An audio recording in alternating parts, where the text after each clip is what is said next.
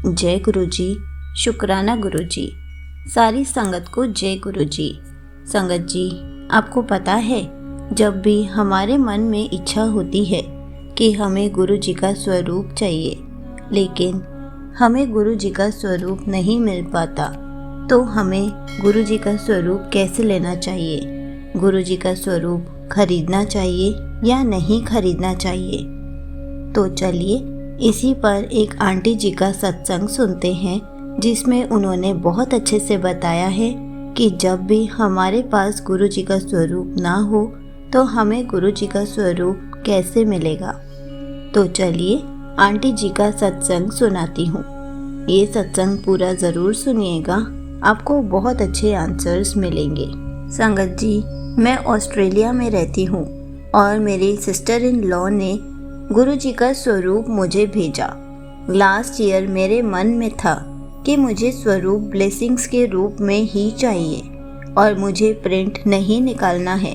मेरी sister in law ने मुझे बहुत सारे स्वरूप भेजे, 4 ब्रेसलेट स्वरूप, 1 चार्म स्वरूप, मंदिर के लिए भी स्वरूप दिया और एक बड़ा स्वरूप भी दिया जो अच्छे से मैं फ्रेम कराऊंगी।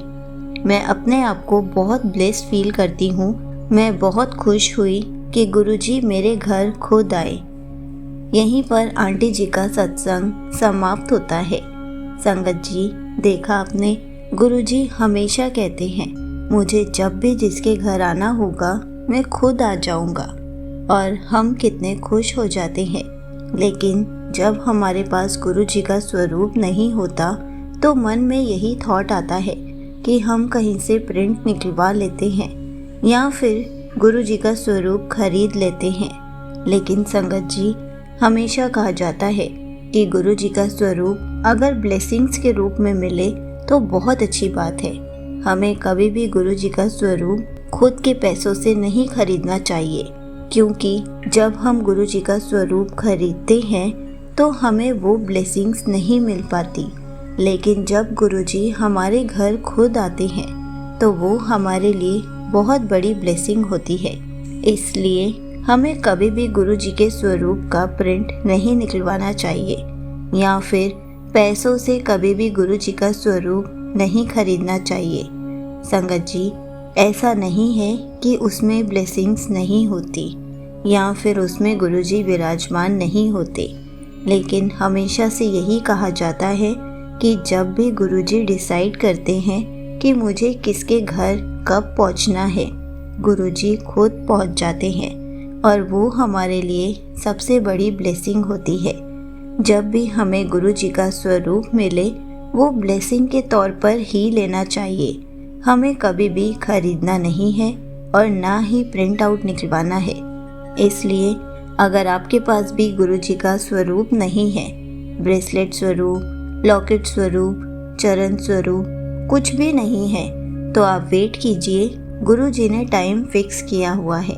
जब भी आएंगे बहुत खुशियाँ लेकर आएंगे, बहुत सारी ब्लेसिंग्स आपके लिए लेकर आएंगे, क्योंकि कहा जाता है हर स्वरूप में गुरु जी खुद विराजमान होते हैं। इसलिए हमें बस सब्र रखना है कि गुरु जी हमारे घर खुशियाँ लेके कब आ रहे हैं। और याद रखिए, जब भी आपको गुरु जी का स्वरूप मिले उसे फ्रेम करवाना ना भूलें, क्योंकि अगर हम गुरु जी का स्वरूप ऐसे ही लगाएंगे तो वो जल्दी से खंडित हो सकता है, फट सकता है।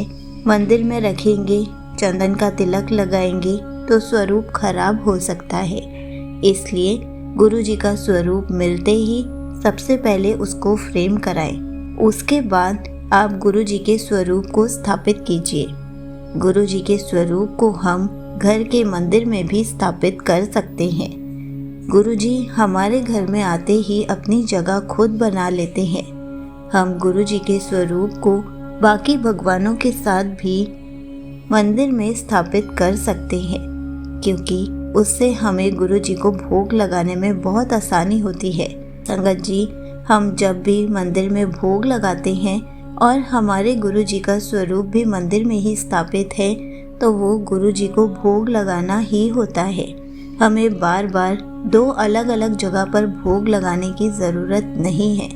इसलिए कोशिश कीजिए गुरु जी को अपने मंदिर में ही स्थापित कीजिए ताकि आप एक ही जोत जलाएं और एक ही जगह पर भोग लगाएं। और गुरु जी के स्वरूप को फ्रेम कराना तो बिल्कुल भी ना भूलें। जय गुरु जी। शुक्राना गुरु जी।